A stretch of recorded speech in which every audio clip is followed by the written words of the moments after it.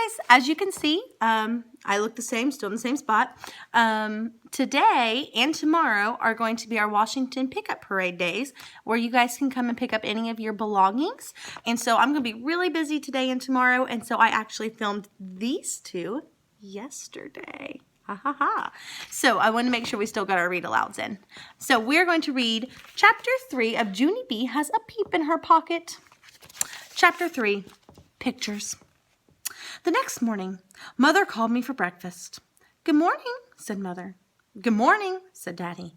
"Good morning," I said. "Roosters can peck your head into a nub." Daddy put his coffee cup down. "Excuse me?" I pointed to my head. "A nub," I explained. "A nub is a teensy little knob head. Roosters can peck your head into one." Mother looked strange at me. What in the world is this about? I did a big breath at her. "'Cause how can I even be clearer about this subject?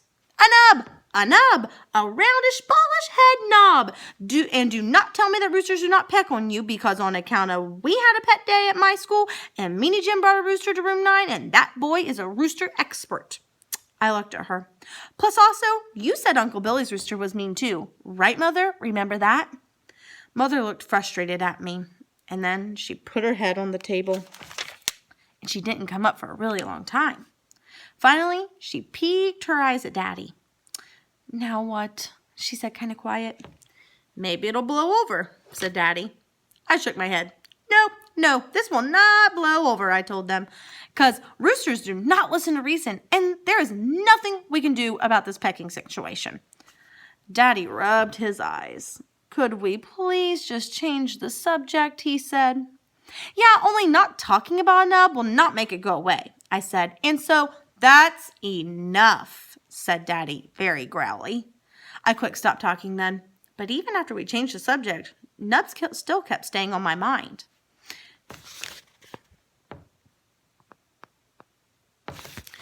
That day at school, Mrs. told us to draw a picture about our trip to the farm, and she said to make it a colorful picture of what we wanted to see there. I drawed and drawed, plus also I colored and colored. When all of us got done with our pictures, we sat our chairs in a big circle, and we told each other about what we drew. My bestest friend named Lucille went first. She drew a picture of a pink flamingo. "Flamingos are my favorite animals," she said. "That's because pink is my favorite color, and flamingos are pink, and I have a pink dress that will match them perfectly. So that is the dress I'll be wearing to the field trip." She wrinkled her nose real cute. "Pink brings out the natural blush in my complexion," she told Mrs. "Have you ever noticed my satiny smooth skin?" Mrs. looked and looked at that girl. "You're a fascinating child, Lucille, but I'm afraid there aren't any flamingos on a dairy farm," she said. Lucille looked surprised. "So where are they then?" she asked. "Well, flamingos can be found in a lot of places," said Mrs. "South America, for example." Lucille shrugged her shoulders. "So fine, we'll just go there instead." Mrs. said for Lucille to please sit down. Just then, Polly Allen Puffer sprang out of his chair. "Look, teacher, I drew a catfish," he said. "See his whiskers? My brother said catfish whiskers are so sharp they can slice your finger to the bone." Mrs. made a sick face. "Yes, well, thank you for sharing that, Polly Allen, but we're not going fishing. We're going to a farm, remember?" Polly Allen Puffer looked upset. "Yes, but my brother says that there's lots of catfish farms around here, and so that's the kind of farm I think we should—" "No, Polly, no," said Mrs. "We're just going to a regular plain old farm with regular plain old farm animals." Polly Allen Puffer did a mad breath. And then he said the words, "big whoop."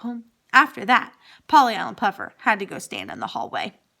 Mrs. did some deep breathing. "Please, children, please, did anyone in room 9 draw a picture of a regular farm animal? Anyone at all? That's all I'm looking for here, just a regular old farm animal." "I did, Mrs., I did!" I yelled, real excited. "I drew a picture of a rooster in a tree."